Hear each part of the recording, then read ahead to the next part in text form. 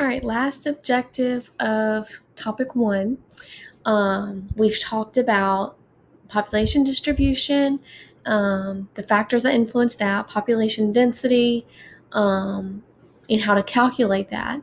And so, what we're going to look at now are the effects of population density and kind of how it's used. So, our objective for this topic, for this lesson, sorry, is explain the differences between and the impact of methods used to calculate population density. So once those densities are calculated, um, what what's the impact of how they use those? And so hopefully that becomes more clear as we get into them. We're going to just go through 3 slides real quick, and then you'll be able to do your summary. So the economic, political, and social impacts of population density. Number one, businesses earn more when located near a large customer base. I always hear people living in a small town. I'm from a super small town. We didn't even have like a Sonic. Like every small town has a Sonic. Like we didn't even have any places to eat. Like we had $2 stores, but no like places to eat. Although literally as soon as I got married and moved away, they opened up a donut place. So maybe they're moving up. But you always hear people in small towns saying there's nothing to do here, like this is horrible and whatever. But the reason is because not a lot of people live there. And so there's no point in businesses building where they're not going to get, their best economic impact.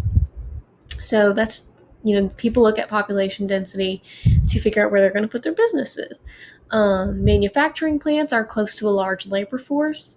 That's oftentimes why people have to drive into work, their commute, because they don't live in a densely populated area, so they have to drive to one to work. The Supreme Court requires state legislatures to create electoral districts of reasonably equal population size, so each representative serves approximately the same people. That's like whenever you're electing like your representatives and stuff, you're electing them to represent a certain place. And redistricting occurs every 10 years because population density changes. And so if you look at one of these maps, I didn't have room to put one, but you will see that like if you look around New Orleans, like their district seems way smaller than maybe one in around like central Louisiana, because it's by like total population. And so because New Orleans has such a dense population, there they have the same amount of people in an area this big as 3 parishes have this big. So redistricting is definitely can be political, but it also affects the economy and stuff when you're talking about government. But that is an impact of population density. I already read that one. And then services like schools, police stations, etc. are usually positioned close to concentrations of population. So that's why honestly like police stations are usually downtown and stuff. That's going to be where they're going to be where most of the people are. So those are just some of economic, political, and social impacts. Some environment and natural resource impacts. Definitely overpopulation, which is more people than it can support, so straining on the carrying capacity.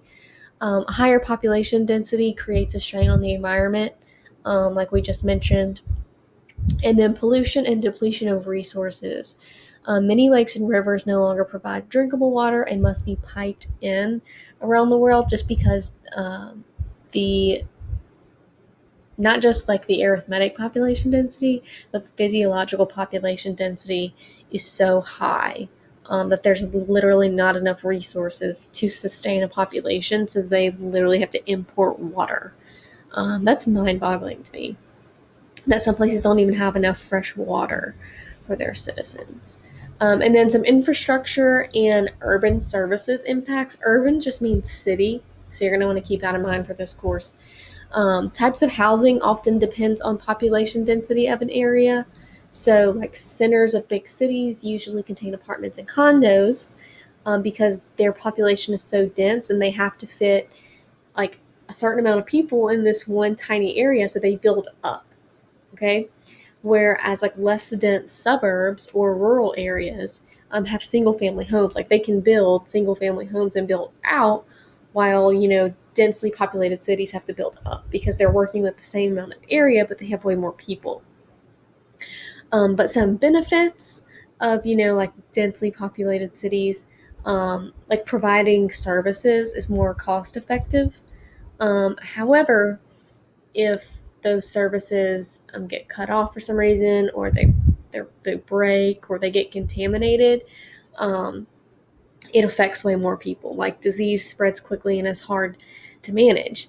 We were quarantined for like 6 months, and here it didn't seem so bad. I mean, yeah, it sucked. We all know that, but like we had a house to sit in or whatever, and we like my family went on like so many family walks. It was ridiculous, but we could do that because my parents lived on 30 acres.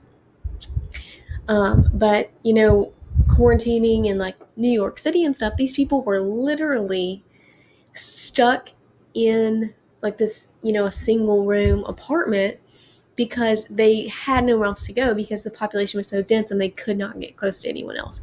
Whereas when you live in a rural area, the population is not as dense. I could walk outside and walk a couple miles and not run into anybody. And so it definitely poses different benefits and challenges. So go ahead and do your summary, and that is it for topic 1.